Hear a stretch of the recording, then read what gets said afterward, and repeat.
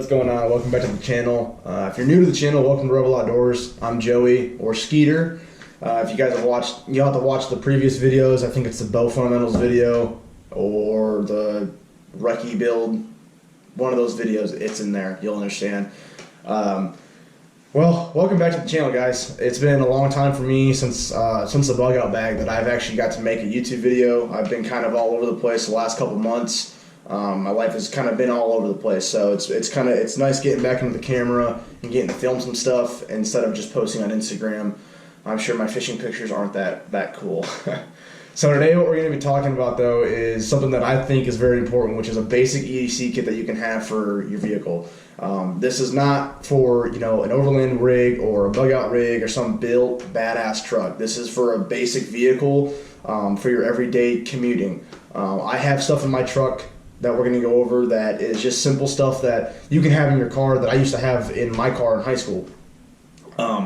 So it doesn't cost a lot of money to do this either, to have this set up, and that's what's nice about it is that, when you don't make a lot of money and you can't have a really cool rig or anything like that, you can, still put things in your vehicle and buy things that, will keep you prepared and help you in situations if a situation were to arise. So without further ado, we're going to go move out to the truck, and I'm going to get right into it. Alright guys, so we're out here at the truck. First things first, I'm going to talk about my truck. Now, the first thing for me when coming to having a Vehicle EDC is having a reliable vehicle. Alright, so this is a 2001 Dodge Ram 1500. There's nothing special about it, no lift, no nothing like that. It's just overall a reliable vehicle for me. It's lasted me 2.5 years. It's drove from Nebraska or California all the way down to Nebraska and up to Michigan and then back, and it's still going strong. That's the biggest thing. First thing that you're going to want to need, or what you need to have, is a reliable vehicle. And then from there, right there, you're already prepared with a reliable vehicle. You've got something that's not going to crap out of you.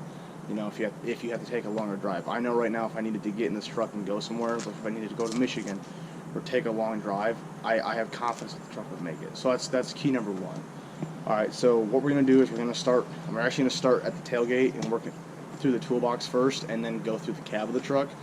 Like I said, I don't have a whole lot of stuff in the truck. Now I'm not going to talk about everything too long. I'm just going to kind of hit it because everything's pretty self-explanatory of why I have it. And yeah, we'll go from there. We'll hit the toolbox and then we'll move into the cab of the truck.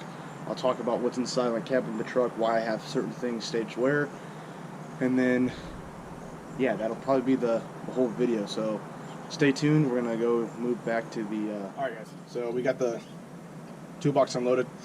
I'm gonna really quick go over everything. I'm gonna pick everything up, show you guys it kind of like how I did with my bug out bag. I still film on the GoPro, so it is a little bit harder to get everything fit into the screen. Alright, so starting right off, the first thing you guys would have saw would have been ratchet straps. These are, pretty essential, I think, to me. At least if I'm carrying like a bigger load or whatnot, I can, tighten everything down, especially in the tailgate of my truck. If I have a smaller load but I don't want it all thrown around, I can just tighten it down with the ratchet straps. I can use one or two and be able to tighten everything down so it's not thrashing around in the back of my truck. Right underneath that was some extra rope. This is just good for extra tie down. If I have to use all four of my ratchet straps and I still want a little bit of extra something, they're helping keep down whatever I'm tying down. Now ratchet straps can be used also in just a normal car. If you got to throw something up on top of your car, you can put two ratchet straps down through the windows or what have you and keep whatever's up there secure, so that it's one, again, it's secured, and two, it's safe and it's not going to fall off, hurt somebody else, or hurt you in the process. Moving right to the right, or your left, should be left, don't know. We're just gonna go with it. I've got two of these MREs. This one's a beef patty jalapeno, and I have Asian style beef strips. That one goes to my passenger because I'm not eating that. So I have these in here just strictly because there was times where when I was driving from California here, I had a stretch of road where it was like 4 or 5 hours by myself. There was no gas station, no nothing. If I would have broke down, who knows how long it could have been until someone came out and got me, or if I even had, I don't know if I had service out there on that part of the 80. So for me, that would have been important. If my truck would have broke down, if I would have been there for a while. I don't eat when I drive, so I don't buy a lot of food. I buy snacks. So if I would have broken down and ended up getting truly hungry, I've got something I can turn to that's not getting into my go bag, which would be safe for something else. And I also have two because one, I know if I ate one, I'd be fine. And then if I had to eat one, if it was that long of a wait, I wouldn't need two, I don't think. So if I had a passenger, I could give him that one, the Asian style beef strip. I'm not giving up my beef jalapeno. All right, moving on. Going directly behind the MREs. I've got one giant blue tarp. That is strictly because I like to cover my tailgate up if I have a lot of stuff in it, because I don't like people peering into my truck. Keep it covered up. One, the rain or weather can be a big issue. Two, I just don't like people being able to see inside of my truck and see what I have. Kind of keeps that whole discreet thing. You see an old truck like mine driving down the road with a blue tarp, you know, you don't think anything of it, but driving down, just 2 sea bags in there, 2 gorilla boxes, and a set of golf clubs, like, that could be a target for somebody. So trying to make my truck fit in discreetly. Right after that, I've got one cast iron pan, and then this Ozark camp kitchen set. Use those for when I go camping. I leave them in my toolbox just because if there was a reason I had to grab my go bag, I would grab that stuff if I had the time to, and put that in my, because I'd rather have a fork than not have a fork, I guess. I don't know. Coming right back after that is going to be my 3-person dome tent. This is a Ozark Trail one, and I'm going to say this right now, this is not a 3-person tent. I went camping with this.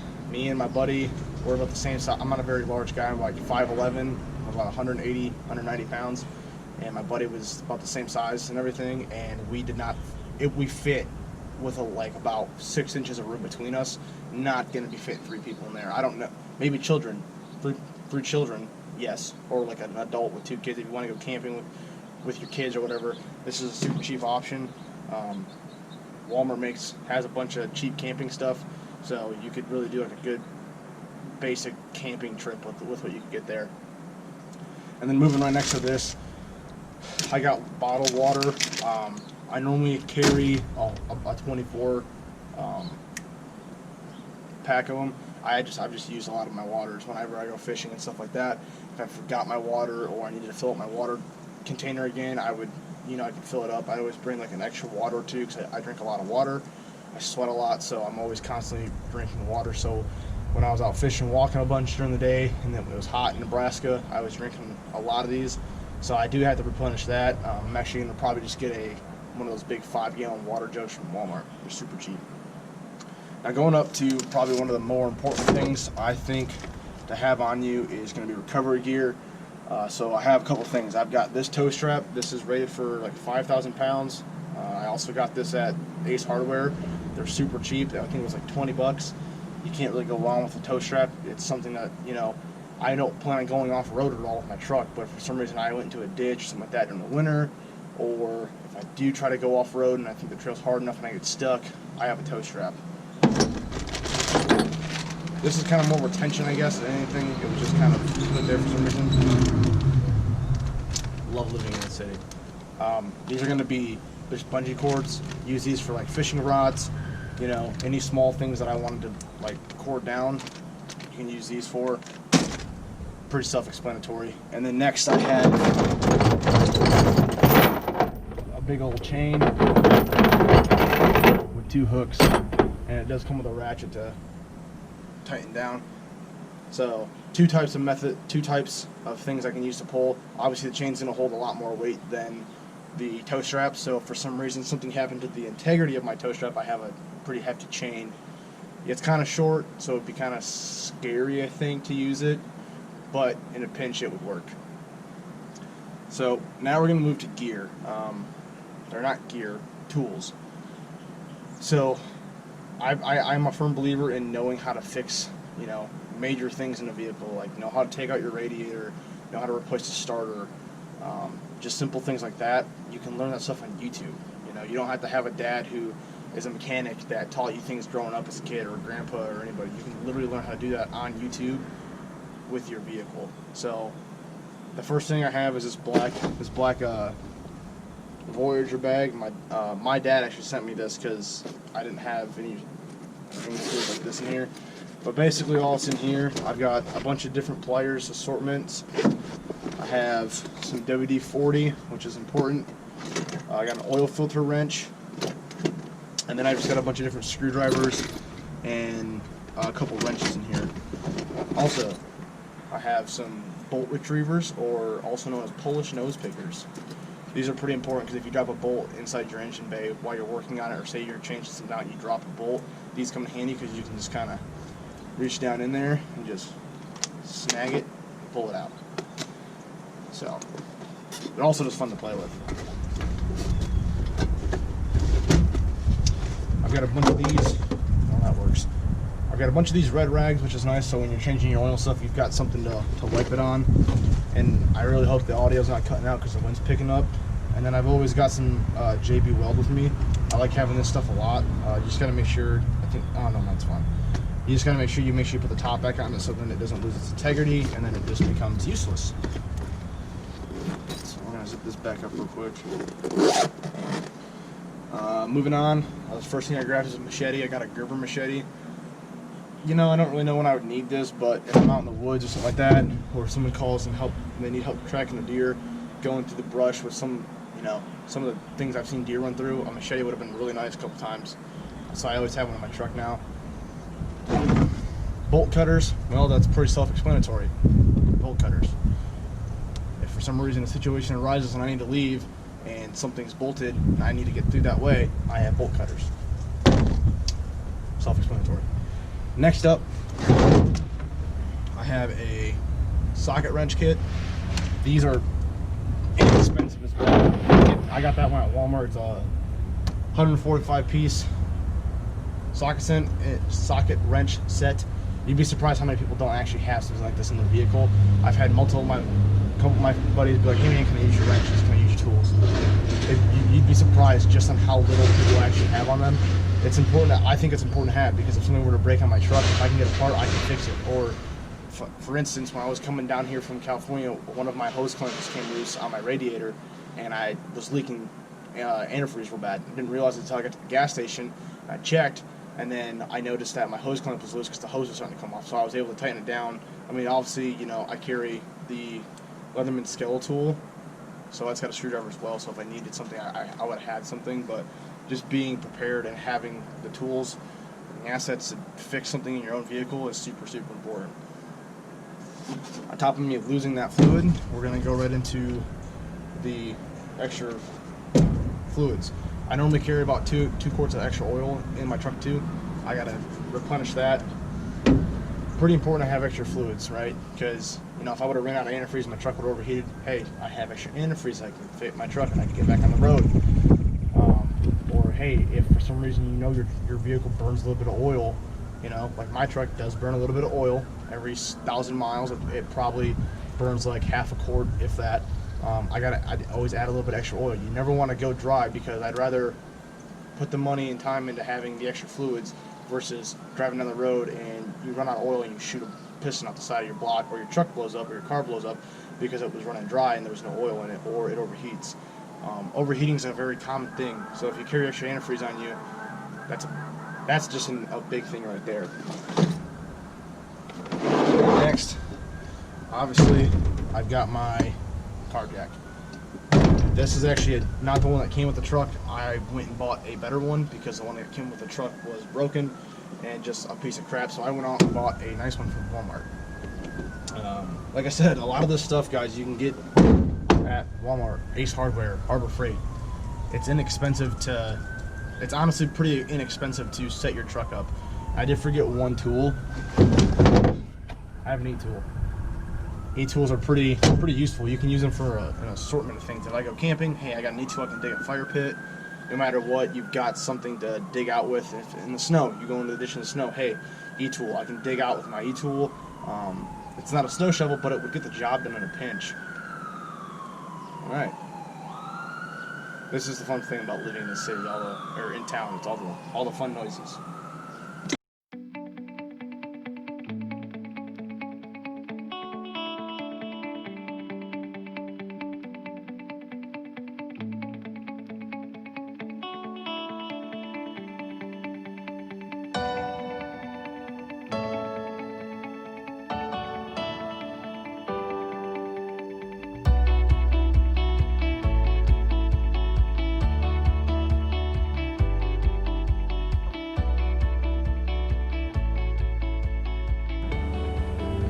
Alright guys, so we're going to finish up the video by going over what's in the cab of my truck, what I keep up front with me.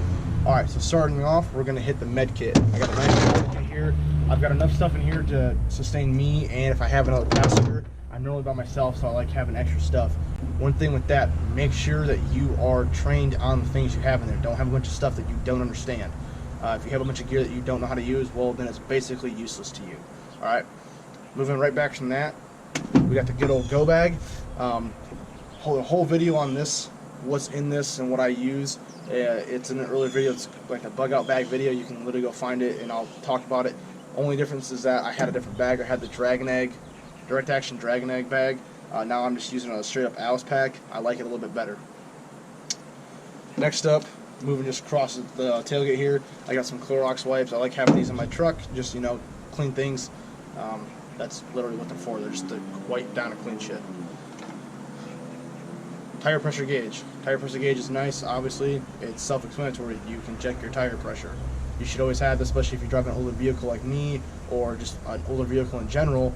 You want to be able to make sure your tire pressure is staying up so your tires don't pop, because that would be a really rough day. And always have a spare tire, which I have one up underneath the truck.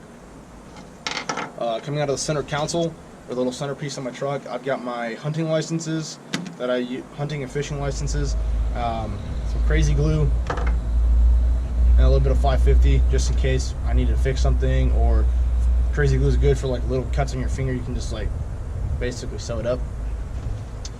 Next, from that same spot, I'm going to have my paperwork for my truck, which is important to have. That's something that you should always have in your vehicle. You should never take it out unless it's expired. Don't be that guy that's like, oh, sorry, officer, I don't have it. Like, just have it in your vehicle. It's pretty self-explanatory. Coming down by the driver's wheel, there's a little cubby there. You probably see it in the pan over. I got a tourniquet.